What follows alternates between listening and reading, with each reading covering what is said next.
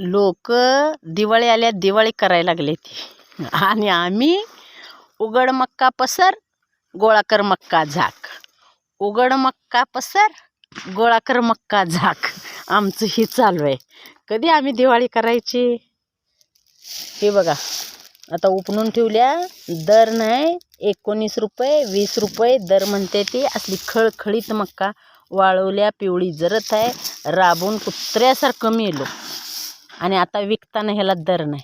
कसं करायचं शेतकऱ्यानं सांगा. आणि रोज पावसाची भीती, बोध पडतोय संध्याकाळी झाकायचं.